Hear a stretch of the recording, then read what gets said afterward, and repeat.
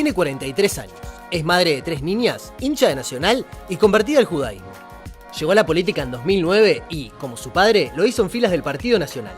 En esas elecciones llegó a la Cámara de Diputados, donde ganó protagonismo. Apoyó a Jorge Larrañaga en la interna blanca y aunque este no ganó, ella obtuvo un lugar en el Senado. Ahora se perfila como una figura fuerte dentro del partido e incluso como una posible precandidata.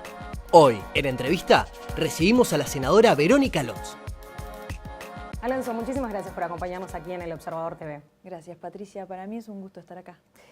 Alonso, ¿qué prejuicios debió enfrentar cuando ingresó al mundo de la política? ¿Y cuáles de esos prejuicios, mejor dicho, persisten hasta el día de hoy para ustedes? Bueno, el hecho de ser mujer tiene, ¿no?, una resistencia importante. El mundo político es un mundo de hombres. Y así, y punto, aparte. En Uruguay hay resistencias, ¿no?, a esos cambios que son cambios culturales. Entonces, cuando una mujer entra en la vida política, si bien hoy somos ya bastante más, igual, mujer joven está ahí, hay un prejuicio determinado. Pero bueno, cuando uno tiene la determinación, fuimos para adelante, así que de todas maneras siguen persistiendo, ¿no? Los hombres hacen política, hay una frase, los hombres hacen política, las mujeres pasan por la política, muchas veces por ese cuello de botella que hay, entre otras cosas, con el tema del financiamiento de las campañas, donde generalmente son los hombres los que pueden financiar una campaña. También ese es otro de los prejuicios que tuve que atravesar. ¿Y qué fue para usted lo que la hizo definitivamente permanecer en ese mundo de la política y no pasar? Porque podría haber quedado simplemente en un periodo en la legislatura a nivel de la Cámara de Representantes. El apoyo de la gente.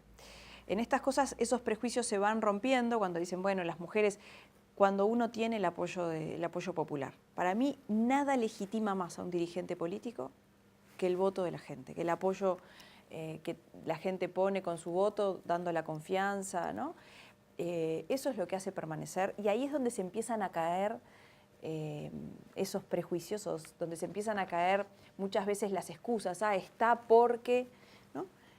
Estás porque recibís el apoyo de la gente. Yo siempre dije, yo salgo a trabajar, a pedirle a la gente su voto, y si me va bien en las urnas, sigo para adelante. Ahora, si me va mal, bueno, no quiero acomodarme. Muchas veces es, bueno, vas acá en el segundo, en el tercero, en el cuarto, vení conmigo, andá. No, yo voy a medirme con la ciudadanía, con la gente. Y es la gente la que me va a decir, no un líder de turno que me haga con el dedito para arriba o el dedito para abajo. No creo en eso. Creo, por supuesto, que el apoyo de los compañeros, sin duda, en el partido. Pero más importante que todo es el apoyo de la gente. ¿Ese trabajo en política se inicia directamente en un espacio, en sus inicios, ¿no?, en un espacio político en particular o en el ámbito de lo social? Bueno, está como ligado, yo empecé desde lo social, ¿no? Siempre estuve bastante vinculada en lo que tenía que ver ya en el colegio, cuando íbamos a veces a los comedores, ¿no? Siempre tuve esa cercanía a los comedores, en los barrios, a trabajar, a ayudar, siempre para laudar en favor del más débil, ¿no? Así me lo transmitieron en mi casa y yo entendía, y así me lo transmitieron y así lo entendí, que la política es tarea social, pero con algo muy importante, con poder de decisión. Y nosotros empezamos a recorrer desde el principio de la campaña los barrios, pero sin ninguna bandera política.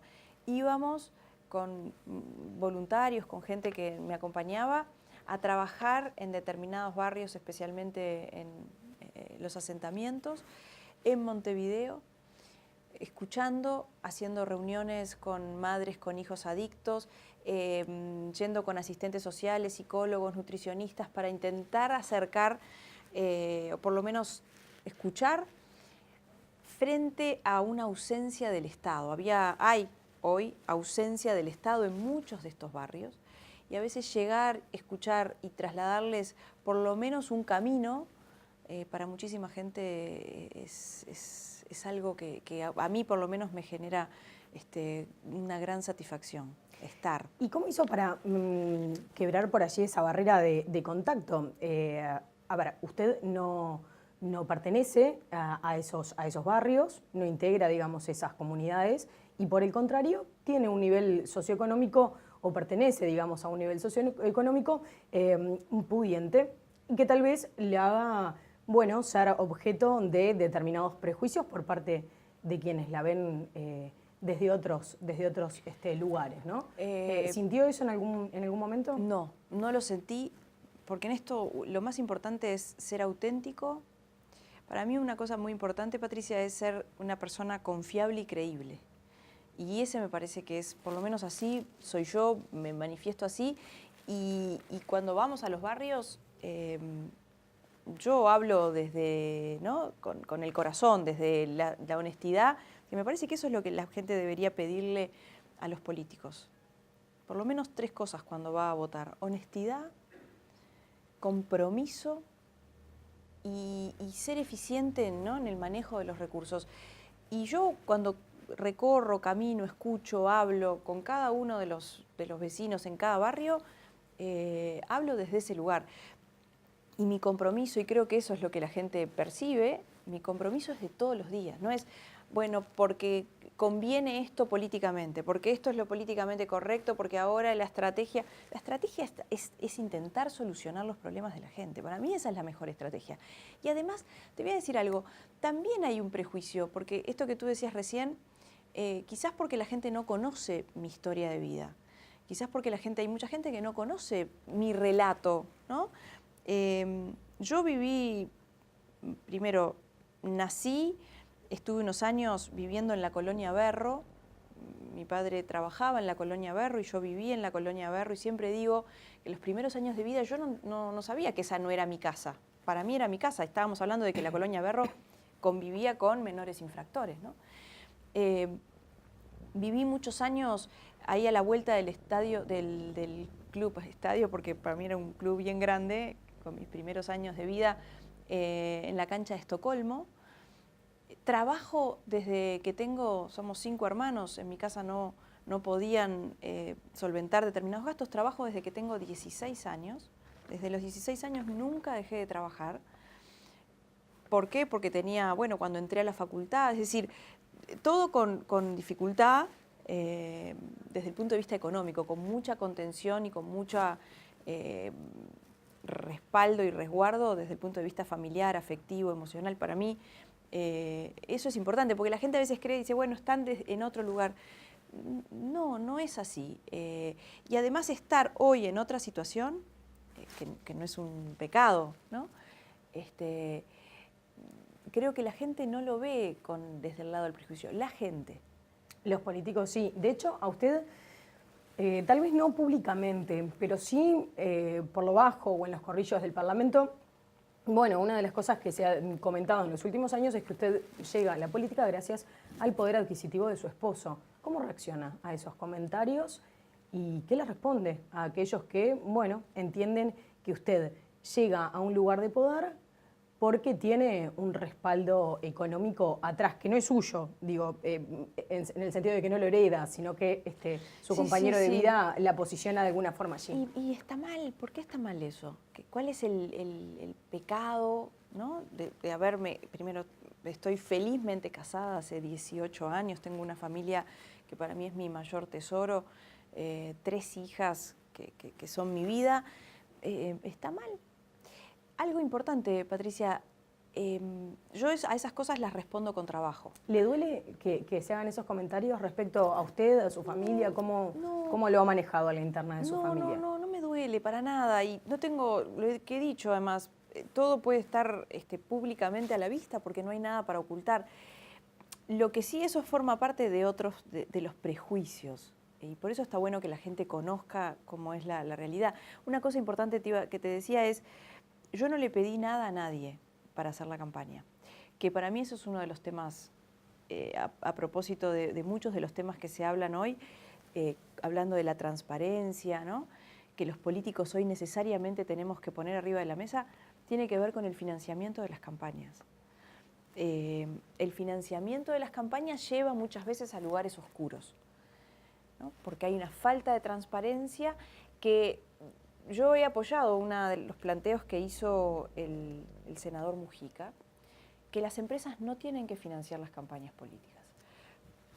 ¿Por qué? Porque se generan situaciones que después la ciudadanía no le quedan muy claras y con razón además. El Estado a nosotros, para las campañas, nos dan una determinada cantidad, un determinado monto, tanta plata por voto. Bueno, deberíamos los políticos poder administrar eso, deberíamos poder usar eso sin necesidad de pedir, porque ese financiamiento después viene muchas veces con el golpecito a la puerta para decir, yo te di esto, vos me tenés que apoyar o en una determinada ley, o en un, es decir, genera muchas veces ese, ¿no?, ese ida y vuelta que nunca es bueno. Usted plantea las empresas no, y las instituciones religiosas. De hecho, usted precisamente ha estado en la mira pública en las últimas semanas, producto de ese acuerdo y ese poco claro financiamiento o participación económica que tuvo el grupo Misión de Vida en su campaña política. ¿Lo puede dejar establecido cuál fue la participación que tuvo Misión de Vida en su campaña? Me preguntabas, sin duda, me preguntabas recién las instituciones religiosas. Tampoco. No le corresponde a las instituciones religiosas, que además están exoneradas, financiar ninguna campaña. Y ahora voy al caso en particular. La Iglesia nunca financió mi campaña, no sé en otros casos. En mi campaña puedo decir claramente que no financió. La Iglesia no está, la Iglesia Misión Vida no participó en política. El pastor Márquez, que lidera esta iglesia, no participa en política. Lo conozco, conozco su obra, pero no participa en política, es decir, son cosas separadas. Sí, Álvaro Dastúe. Álvaro Dastúe es un diputado que trabajó y que creo y estoy convencida que está haciendo un muy buen trabajo, defendiendo con mucho respeto, y respeto mucho, que eso no quiere decir que comparta todo, sus convicciones, que tiene profundas convicciones, pero él sí trabaja y lo ha hecho bien. Él es un pastor de la iglesia, no es la iglesia, ¿me explico? Él es un referente que me parece que está bien y no le hace mal que hayan referentes, que así lo determinó el voto popular, porque él obtuvo esto a través de los votos.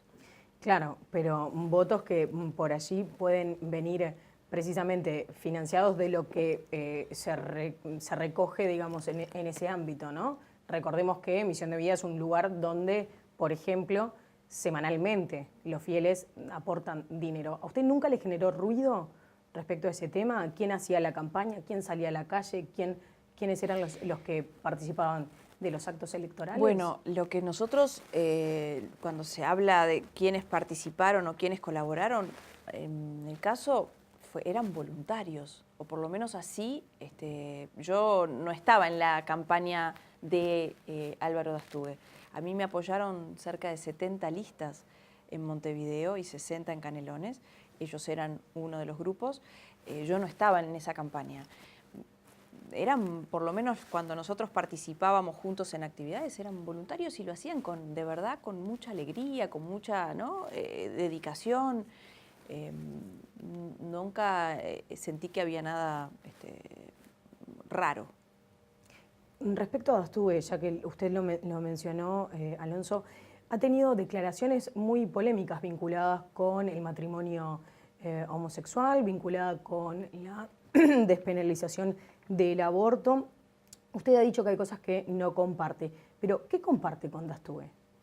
Comparto, primero, comparto una forma de entender, por ejemplo, la actividad social. Compartimos muchos valores. Yo, cuando salió todo este tema de la repercusión pública con respecto a la agenda de derechos, yo lo dije públicamente también, que yo no soy juez moral ni policía moral de nadie, que respeto sus convicciones y que no comparto todo, como lo he dicho, pero no por eso dejamos de estar juntos. Para mí ellos hacen una gran tarea social. Patricia, yo los conocí a ellos recorriendo asentamientos. sacando a mucha gente del camino que estaban, ¿no? Habían quedado al costado del camino, volviéndolos a recuperar. Y para mí eso es el sentimiento, esa solidaridad social, me parece que es muy buena. Compartimos valores que tiene que ver, por ejemplo, yo lo he dicho, con respecto al tema de la marihuana, la ley de marihuana. Yo no comparto que el Estado sea productor de marihuana y creo que ellos van también en el mismo camino. El Estado no es productor de marihuana. Bueno, el gobierno produce marihuana.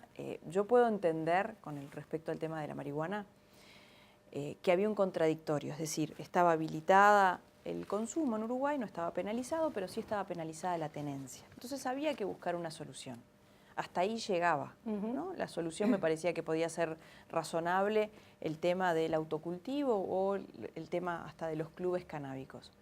Pero que el gobierno termine generando, produciendo marihuana, me parece que dio un paso más de lo que debería dar. Claro, pero el Estado ocurre que lo que entrega son licitaciones para que la producción la hagan privados. Y de hecho, lo que se hace de alguna forma es el control de esa producción, ¿no? Y de esa distribución. Está bien, pero el Estado se hace cargo después de todo ese excedente. Es decir, para mí el Estado termina siendo ineficiente. Más allá de adjudicar las licitaciones a privados, termina siendo ineficiente. Primero porque el Estado es ineficiente para controlar todo este mecanismo. Segundo, porque termina a la larga o a la corta subsidiando, porque para competir justamente con ese mercado paralelo va a terminar subsidiando. De hecho, la marihuana tiene 0 impuestos, no hay un solo impuesto puesto a la marihuana, cuando tenemos impuestos por todos lados, de todos los colores, que se han puesto impuestos a todo. Sin embargo, la marihuana se la mira para el costado. Entonces, yo creo que el gobierno se equivocó en esto. Y no considero que sea una de las funciones que deba cumplir el Estado. ¿Está bien? Para volver y cerrar el tema vinculado con misión de vida y su vinculación con distintos pastores. Y con respecto a eso, te voy a poner un ejemplo. Por ejemplo, en el caso del aborto, yo he dicho, el tema del aborto es un tema... y voy a los 3 temas quizás más sensibles. El caso de la marihuana lo acabo de decir. En el caso del aborto es un tema que atraviesa la sociedad, ¿no? Es un tema transversal, que no tiene que ver con banderas políticas, que no tiene que ver con partidos políticos, que hay distintas posturas en distintos partidos políticos, en todos los partidos políticos, y que esto mucha gente lo busca en su conciencia, en su fe, en su religión, ¿no? Yo lo he dicho y lo dije en el momento que voté, que yo era partidaria de la vida. Pero eso no significa que hayan distintas visiones y que es razonable que hayan distintas visiones y que las respeto. Y voy a este caso en particular. El presidente Tabaré Vázquez, conocido y dicho, de hecho vetó en un principio la ley del aborto en el periodo anterior. Sin embargo, hay distintos grupos, y pongo el ejemplo, no sé, el Partido Socialista, y en su figura Mónica Xavier, piensan totalmente distinto y sin embargo están juntos y comparten una visión o comparten, ¿no?, una visión de ella, encontrará en el presidente Tabaré Vázquez una visión más allá de tener posturas distintas en determinados temas. Bueno, lo mismo cuando tú me preguntabas qué comparten, además de esa mirada desde lo social, podemos compartir una visión de país o él verá en mí una visión de país más allá de tener posturas distintas. En el caso del matrimonio igualitario, yo dije que yo había tenido una postura pero que había cambiado, y por suerte en estas cosas me parece que es válido no solamente cambiar de posición, sino además reconocerlo. Y eso fue un proceso, ¿no? El partido votó en general, la mayoría, en contra del matrimonio, pero yo después fui viendo situaciones, ¿no?, sobre todo porque el mundo va cambiando, la sociedad va cambiando, y la verdad es que entendí determinadas situaciones que me parece que está bien que exista esa figura porque hay distintos arreglos familiares. Lo que tenía mis dudas fue cuando la cuestión de las adopciones, ¿no? tema que a mí me involucró y me acercó mucho, pero también entiendo que antes que los niños estén en los hogares institucionalizados, es preferible que hayan, así sean hombres o mujeres, que busquen darles contención y amor a muchísimos niños que todavía siguen estando abandonados en nuestro país. La regreso, digamos, para Misión de Vida. El punto es que, más allá de que usted dice, bueno, pero podemos compartir, podemos tener distintas visiones y igual así mantenernos, digamos, unidos en el plano político. Pero hay cuestiones que trascienden, Alonso, lo netamente político y responden a cuestiones que son, bueno, precisamente cuestionables desde el punto de vista ético o moral. Misión de Vida ha tenido, a través de múltiples investigaciones periodísticas, serios cuestionamientos respecto a cómo son utilizados los fieles que concurren a dicha iglesia, los aportes que realizan, los aportes abusivos que se realizan, las prácticas que se llevan adelante, muchas veces hasta con características de secta. Entonces, por eso mismo allí me hace ruido en cuanto a cómo compartir también un espacio político con integrantes de una organización, en este caso, o una institución religiosa que tiene serios cuestionamientos, tanto desde el punto de vista ético o moral, como le quiera decir. A ver, Patricia, yo no soy Misión Vida. Ellos son un grupo, como hay muchos otros grupos, que yo no me hago responsable ni cargo de las denuncias que hayan y que hayan habido. Me imagino que algunas, las que se hayan hecho a través de la justicia. Yo nunca escuché tampoco nada concreto que se haya comprobado de estas situaciones que tú haces referencia. Pero vuelvo a insistir, a mí me apoyaron. Ellos me apoyaron a mí y lo que yo viví en estos grupos que me acompañaron, nunca vi nada... ¿Qué les haya sorprendido? No, al revés. Conocí una obra que en muchos casos vale la pena, a veces desde el prejuicio también vale la pena en muchos casos ver el resultado logrado para, en particular, muchísimos jóvenes que han perdido el rumbo de su vida, producto del consumo de drogas, de situaciones familiares muy dolorosas. Sin embargo, he vuelto a ver gente recuperada, feliz, integrada. No. Me parece que a veces se les ponen determinados prejuicios que no creo que sea así. Con respecto a esta información que ha trascendido a nivel del semanario Búsqueda respecto a el pago de unos $30.000 por la impresión de listas, es un diferendo que está a nivel de la justicia. Hoy en día, ¿en qué está el proceso y usted cómo se siente frente a esta... al que el hecho haya salido, digamos, se haya revelado, ¿no? Y se haya hecho público? Sí, primero, esto está en la justicia, nosotros apelamos.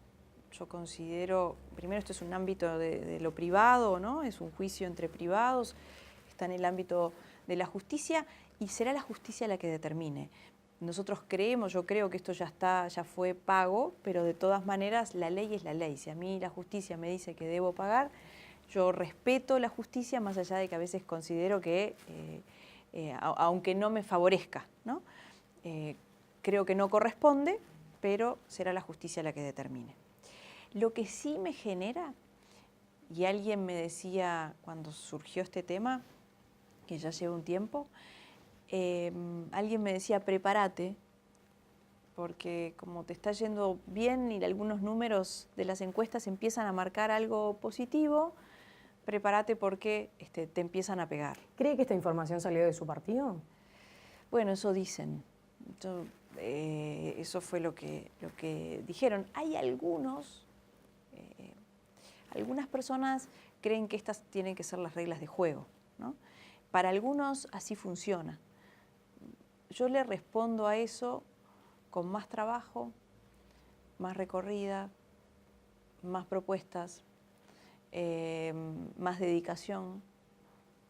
Me parece que por ahí pasa. Yo entiendo el trabajo desde otro lugar y por eso tenemos diferencias o tenemos matices con algunos que son muy poquitos. Hay quienes se preguntan cuándo Verónica Alonso va a proclamar su precandidatura de cara a 2019. ¿Qué le contesta? Cuando la gente entienda que ese es el momento. Gente está hablando a través de al menos las encuestas de intención de voto que la posicionan dentro de lo que es la propuesta del Partido Nacional muy bien.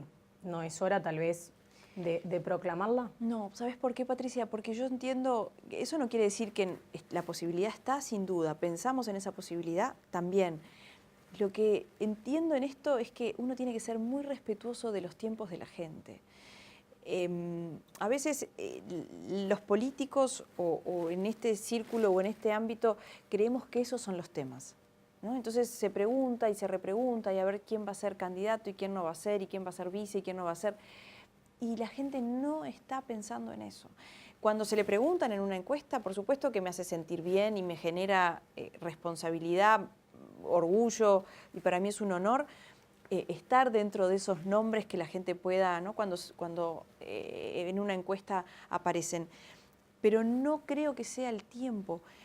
Cuando salgo a recorrer, y ahora que estuve el fin de semana recorriendo, por ejemplo, en una zona como fue Barros Blancos, a propósito del timbrazo que tuvo alguna repercusión allí, la preocupación de la gente es si mañana va a seguir teniendo el trabajo.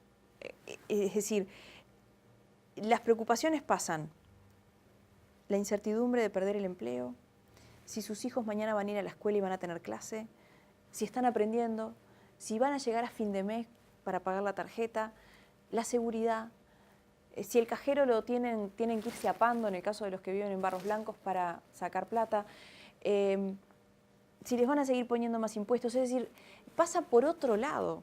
Yo creo que más adelante hay un momento en el que la gente sí empieza a pensar o a mirar, cuando se empieza a acercar un poco más el tiempo, ¿en quién puedo volver a creer? Claro, pero el punto es que esa carrera electoral, al menos en el Partido Nacional, ya se empezó a correr por parte de los dos principales líderes actuales, ¿no? Tanto por Luis Lacalle Pou como por Jorge Larrañaga. El punto es, ¿no teme usted correr de atrás? No, porque para mí en esto hay que entender lo que está sintiendo la gente. Para mí ese es el foco más importante. Yo no me quiero distraer del foco. El imponer, la cuestión de ser candidato por imposición, para mí viene por añadidura, viene en función de lo que vos haces día a día. Esto es, de abajo para arriba, y es el trabajo de la hormiguita, el de todos los días. Claro que nosotros estamos trabajando, estamos fortaleciendo una estructura en todo el país, tratando de ayudar para que el partido crezca. Yo creo que el partido necesita crecer, necesita tener opciones. Y esto lo digo a favor de, para mí está bárbaro que Larrañaga sí, y me parece muy bien. Está bárbaro que Lacalle Pou sí, y me parece muy bien. Lacalle Pou y Larrañaga son dos líderes que le han dado mucho al partido y que le siguen dando, pero creo que se necesitan más opciones. Y por eso está bueno que hayan otros más. Y no pongo, dentro de eso hay compañeros del interior incluso, que está bueno que se animen también, porque también la verdad es que Lacalle Pou y Larrañaga, que son dos líderes, como decía recién, que le han hecho mucho bien, con Lacalle Pou y Larrañaga en el 2014 no nos alcanzó. Entonces, ¿no está bueno que hayan distintos compañeros? Sí. ¿Cuál es el tiempo de cada uno? Cada uno entenderá cuál es el tiempo. Yo entiendo, por lo que la gente me va diciendo en el día a día, que todavía no es el tiempo. Y en esto, más importante que todo, como te decía hoy al principio, ¿qué nos legitima a nosotros?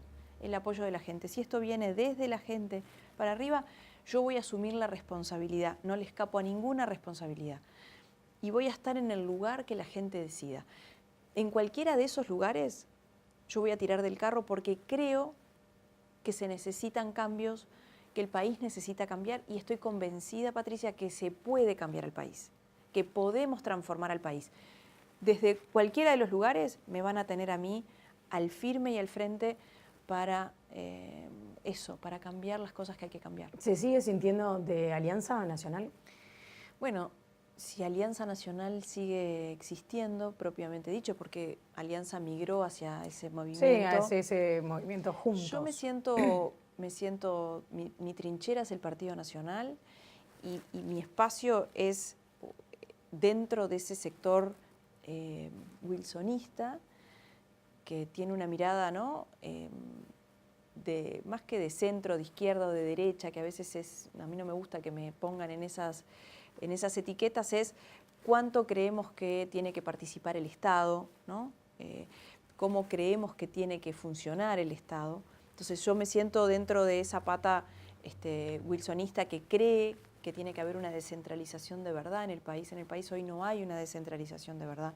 Cuando hablo de descentralización, creo que uno de los temas que hay que poner arriba de la mesa es rever el diseño institucional educativo, que haya una verdadera descentralización educativa, por lo menos desde el punto de vista de la gestión. Lo he hablado con algunos de los intendentes, con el intendente Sergio Botana en particular este tema, porque tiene que haber de verdad descentralización. Estoy hablando desde el punto de vista de los recursos. Muchas veces los intendentes hacen estas cosas, pero siempre están dependiendo de lo que pasa en la capital del país, hasta para cambiar una puerta, poner un techo o sancionar a un maestro que no hace lo que tiene que hacer. Entonces, desde ese lugar yo me siento adentro del Partido Nacional. Bueno, precisamente la semana pasada se manifestó usted en contra del plebiscito que tanto Larrañaga como la calle Pou,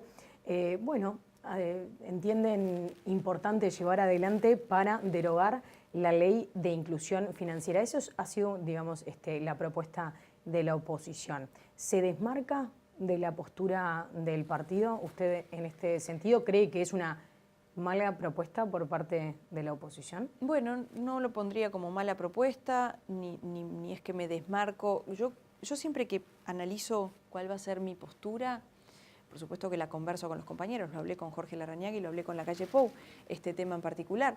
Pienso, ¿esto es bueno para el país? ¿Es bueno para la gente? Esas siempre son mi primer pregunta cuando me enfrento desde cualquiera de las leyes, iniciativas o propuestas que llevemos.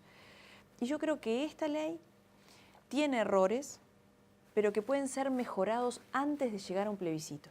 Creo que un plebiscito no soluciona el problema, mejor dicho, lo extiende al 2020, cuando podemos mejorarlo desde ahora. ¿Qué hacemos los legisladores? Nos sumamos a un plebiscito que además no debería tener rango constitucional esto. ¿Y qué le contestaron sus compañeros frente a este planteo suyo? Que es respetable y que uno siempre trata de convencer al otro, ¿no?, de sus argumentos. Yo siempre trato de convencer al otro cuáles son los argumentos. Uno de mis argumentos es esta ley de inclusión, el mundo va hacia ahí. ¿Cuáles son los argumentos? El argumento de la modernización, el argumento de la posibilidad de que todos puedan acceder, ¿no?, a los medios de pago, a poder. Hace pocos días acompañé a un muchacho que nunca había entrado a un banco y me decía, no, pero el banco, yo no puedo entrar ahí. Sí podés entrar ahí y vamos a entrar ahí y vas a poder, entre otras cosas, acceder a un crédito que antes lo hacía de una manera, ¿no?, tremenda porque les cobraban intereses tremendos. Bueno, tiene que ver con el acceso a todos, la democratización del acceder a todos por igual. Y después el tema de la formalidad, el tema de evitar la evasión que existe y que de esta forma achicás muchísimo ese margen. El argumento de la calle Pou, válido y compartible, y lo comparto porque defiendo la libertad, es la libertad, ¿no?, de poder elegir. Pero también ahí hay no es blanco o negro. Podemos llegar a matices, podemos llegar a encontrar acuerdos con el Poder Ejecutivo. Yo no voté al Frente Amplio, pero el Frente Amplio hoy es el gobierno, así lo decidió la gente. Y por lo tanto me toca trabajar con el Frente Amplio. ¿Qué hago? ¿Me peleo todo el tiempo, me pongo de la vereda de enfrente o intento mejorar? ¿Y esta postura suya no le ha generado algún que otro dolor a la interna del partido? Porque esta vez, con respecto, digamos, a la ley de inclusión financiera, no es la primera vez que usted plantea un diferendo a la interna del partido. Ya ocurrió también con el trabajo que se hizo en pos de la ley vinculada al control del consumo de alcohol en el país. Usted pareció, digamos, desmarcarse e integrar ese grupo de trabajo creado por el presidente Vázquez. ¿No cree que se la están contando a la interna del Partido Nacional?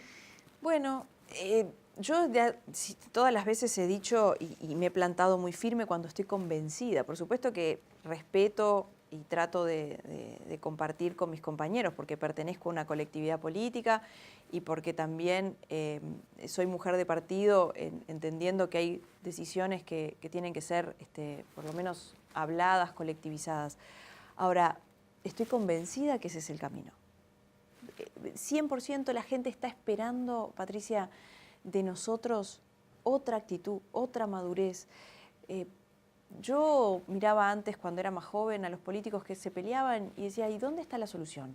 Y creo que la gente está esperando eso, quiere, más allá de levantar mi voz, y lo he hecho con algunas de las actitudes del vicepresidente de la República, y lo he hecho frente a cada uno de los abusos de poder que ha tenido esta fuerza de gobierno, lo he hecho. Ahora, no tengo la capacidad también, cuando algo está mal, lo digo y trato de cambiarla. No lo digo y me quedo del otro lado simplemente para que les vaya mal porque de esa forma me va a ir mejor. No considero desde ese lugar. Cuando algo está bien también lo digo, porque creo que me da mucho más credibilidad reconocer cuando las cosas están bien, también levantarlo cuando está mal. Así lo practico en mi vida.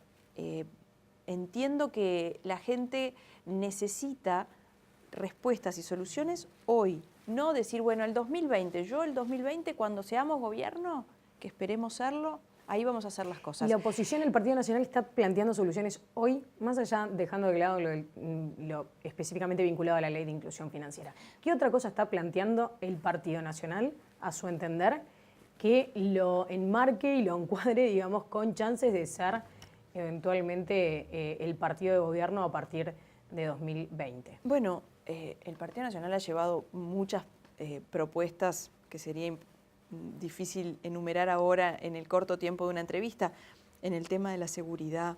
Pero, ¿sabés qué? Yo ahí también tengo mi matiz con respecto a algunos compañeros en el partido.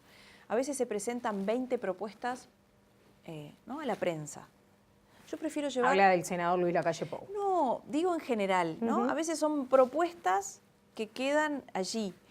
Yo prefiero una propuesta, por ejemplo, la que presentamos hace un mes, con respecto al sistema carcelario. Me fui a recorrer las cárceles, vi lo que estaba funcionando, vi lo que no estaba funcionando y planteamos una propuesta concreta. Se la llevamos al ministro Bonomi, nos sentamos con el ministro Bonomi y le planteamos que los presos tienen que trabajar y establecimos un sistema donde puedan, como existe hoy en el polo industrial, que los presos puedan trabajar porque eso mejora, entre otras cosas, los índices de reincidencia, ayudan, generan un hábito, ¿no? un oficio para quienes el día de mañana salgan, que van a salir y van a volver a convivir con nosotros. Estamos hablando de 11.300 presos que tiene nuestro sistema penitenciario. Llevamos esa propuesta para que se extiendan los polos industriales, es decir, potenciar o dar beneficios fiscales a las empresas que se instalen allí y tomen mano de obra penitenciaria. Yo podía haber ido a recorrer las cárceles y ponerme en la vereda enfrente y criticar, porque da para criticar y mucho, ¿no? El estado de hacinamiento, la falta justamente de medidas socioeducativas, laborales. Siguen creciendo el número de presos, más allá de que se sigan haciendo plazas, no se soluciona construyendo nuevas plazas si no hay otras medidas que se tomen. Entonces, podía haber tomado ese camino o podía haber tirado las propuestas. Sin embargo, llevé la propuesta concreta al ministro, que estuvo de acuerdo y que esperemos que esto se encamine, que de hecho, a partir de esto, esta propuesta que hicimos, una empresa se presentó al polo industrial para ir en este camino. Entonces, uno puede tomar distintos caminos en esto. Para mí el camino es este que acabamos de decir. Hablábamos de la consulta popular que se pretende hacer del Partido Nacional para con la ley de inclusión financiera. El senador Larrañaga ya expresó además su apoyo al plebiscito que pretende eliminar el impuesto a jubilaciones, especialmente el IAS, cosa que implicaría una pérdida en la recaudación de unos 200 millones de dólares al año. ¿De dónde se planea sacar ese dinero si prospera dicho plebiscito? Bien, vamos por partes. Primero, este plebiscito es otra cosa, Sí, es sí. diferente. De todas maneras, a mí no me encanta, más allá de respetar que es una iniciativa ciudadana y es válida como herramienta, me parece que poner en una constitución me parece que tampoco hace a la cosa. Creo que sí, y esto fue un compromiso del partido con respecto al IAS de derogarlo, porque además es un impuesto inconstitucional que hoy vienen pagando, como tú decías recién, recaudando 200 millones de dólares, cerca de 165.000 pasivos, con lo cual creo que esa sí es otra postura y en esto apoyamos y acompañamos. ¿De dónde? Y de muchos lados, porque hay una gran ineficiencia por parte del manejo de los recursos públicos por parte del Estado. Manejando las empresas públicas eficientemente. Y me voy un paso más atrás. Las empresas públicas no pueden estar manejadas por amigos, por cuota política, porque es macanudo. Tenemos, y esto tiene que ver con esa madurez y ese compromiso de quien asuma, de quien se anime a hacer, poner gente que sea eficiente, poner gente por profesionalismo, por idoneidad, por currículum y no por cuota política. El día que nosotros empecemos a cambiar esto, hay que animarse, ¿no?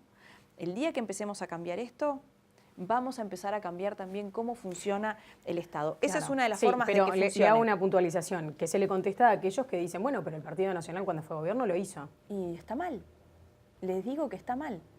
Por eso digo que hay que animarse y esto tiene que ver con esos costos políticos que algunos quieren pagar, los otros no.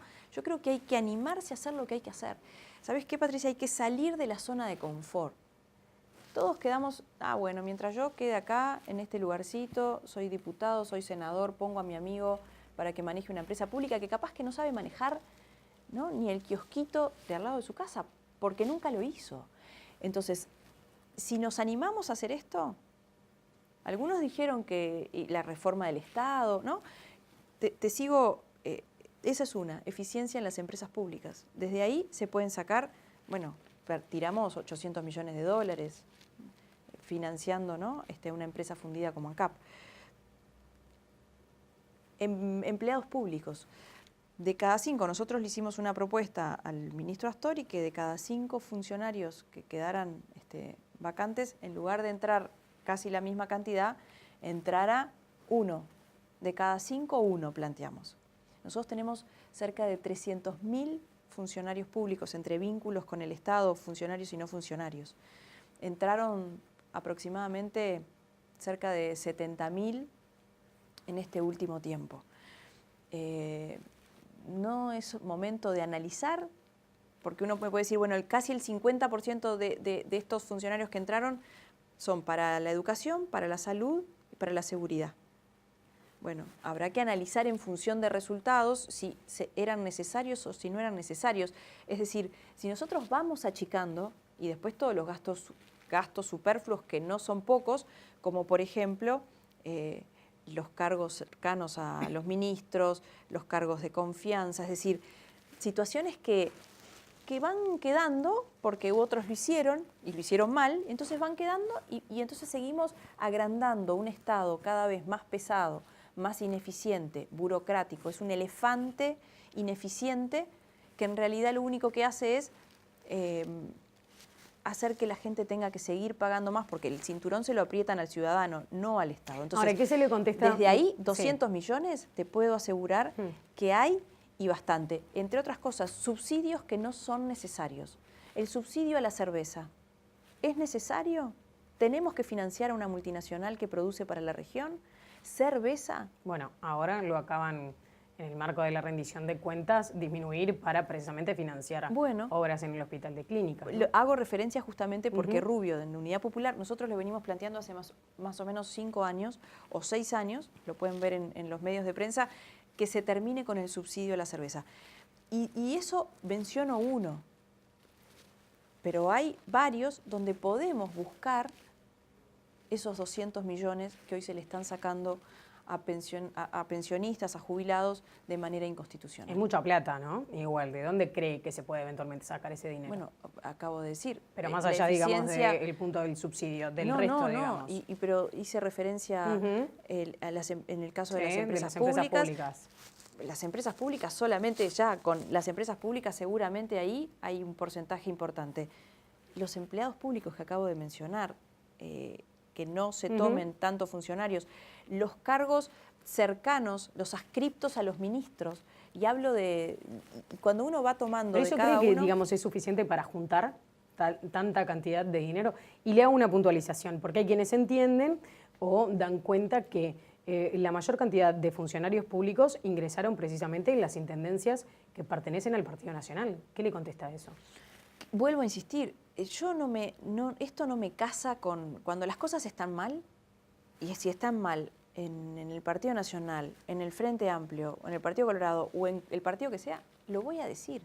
No defiendo a Miro con la mitad del ojo porque es mi amigo y la otra le pego. Claro, pero ¿le ha Está planteado en las intendencias nacionalistas de que se debe cortar el ingreso de funcionarios? Bueno, con quienes conversamos, no específicamente de este tema, de los 200 millones de dólares, pero con quienes conversamos cuando hablamos de la eficiencia del Estado y cuando hablamos de un Estado que tiene que funcionar, yo creo en el Estado y creo que tiene que estar, pero manejado de manera eficiente.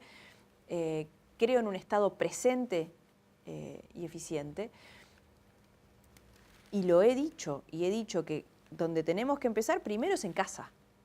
El primer lugar donde uno empieza, uno tiene que inculcar con el ejemplo, no alcanza con decir, ¿no? Esto pasa en mi casa con mis hijas, no importa lo que yo diga, importa lo que yo hago. Bueno, acá es lo mismo.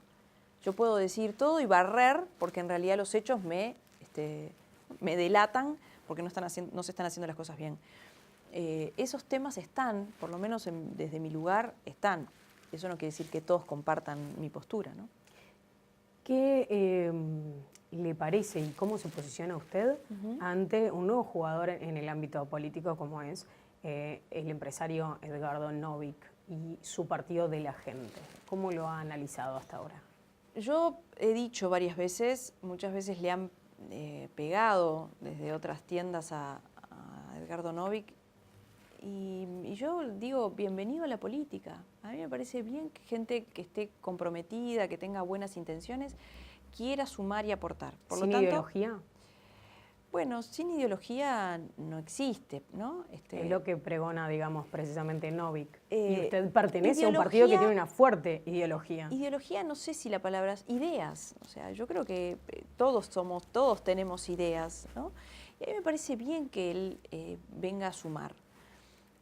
Yo creo que Edgardo Novick va a ser un aliado, en este caso del Partido Nacional, en una instancia de balotaje. El próximo gobierno, Patricia, las próximas instancias electorales van a estar entre el Frente Amplio y el Partido Nacional, ¿no? Hoy miremos los números. De hecho, hoy el Partido Nacional supera en las encuestas a la propia fuerza de gobierno.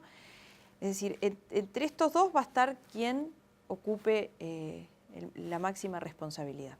Edgardo Novick va a ser una fuerza que va a terminar siendo un aliado del partido, porque yo no veo a Edgardo Novick apoyando al Frente Amplio, que ha sido uno de los principales críticos, y en particular del expresidente Mujica. Pero además, el próximo gobierno no van a haber mayorías y va a ser seguramente un gobierno de coalición. Entonces, nosotros necesitamos a todos los interlocutores que quieran aportar y que quieran hacer las cosas bien para sumar. Hoy, y una de las cosas que creo que está pasando hoy en el país hoy está bloqueado por la interna del Frente Amplio, encarnizada interna, que les está haciendo mucho daño a ellos, pero también al país, y por la falta de coordinación de la oposición. Y cuando digo esto necesitamos coordinar, y vamos a coordinar con el Partido de la Gente, con el Partido Colorado, con el Partido Independiente y con todos los otros sectores, partidos, Unidad Popular. Necesitamos coordinar algunos temas porque cuando lleguemos al gobierno vamos a tener que compartir y ponernos de acuerdo con todos, incluido con Edgardo Novick. Hablemos del momento de definir una candidatura, ¿no? Una precandidatura. Ahora, ¿usted se siente en condiciones de ser precandidata, más allá de que lo defina eventualmente o no? ¿Usted se siente con las condiciones de serlo? Yo me puedo sentir con las ganas, la preparación, por supuesto que viene, ¿no? La madurez, la preparación, el armar equipos, eso se va dando en este proceso, justamente en todo este tiempo. Yo creo que eso uno va sintiendo, y vuelvo a decir lo mismo que dije hace un rato, la necesidad viene de la gente, no puede ser una cuestión por el ego personal. Esto no tiene que ver con la conveniencia personal. Sería muy, ¿no?, muy feo si fuera por conveniencia y no porque la gente de verdad está necesitando un cambio en el país. La gente está descreída de los políticos, Patricia, y yo les creo cuando la gente te dice estoy cansada de los políticos, y les creo y los entiendo. Y yo no estoy acá corriéndome para un costado y decir, no, yo no soy política, yo soy política y formo parte del sistema político. No formo parte de prácticas de algunos políticos. Y no quiero ser parte de esas viejas prácticas políticas a las que tú me hacías referencia con respecto al partido, de todos los partidos políticos. No quiero ser parte de esas viejas prácticas políticas que le han hecho mucho mal al país y sobre todo a la desconfianza, al descreimiento y a la desilusión de la gente. Entonces, las condiciones, primero que nada, es armarse, prepararse, armar equipos, armar con gente que me den el apoyo, el aporte, la experiencia, pero no cualquiera. En política hay sumas que restan. No es, bueno, Menganito que fue... No, esto no tiene que ver porque Menganito fue. Algunos pueden tener experiencia, pero prefiero, en algunos casos, no estar cercana porque tiene que ver con esas viejas prácticas políticas a las que no me quiero acercar. Entonces, las condiciones se van a ir dando en función de la preparación, del conocimiento que uno va teniendo, de escuchar a la gente. Para mí tiene que ver mucho con eso, con el sentido común, con la sensibilidad y con el compromiso. ¿Y sabes con qué más? Con el coraje de animarse a hacer lo que hay que hacer. Alonso, muchísimas gracias por acompañarnos hoy en El Observador TV. Gracias a vos, Patricia, un gusto. Muchísimas gracias a todos ustedes, los esperamos la próxima y saben que esta entrevista queda disponible a través de nuestras plataformas elobservador.com.uy y otv.com.uy.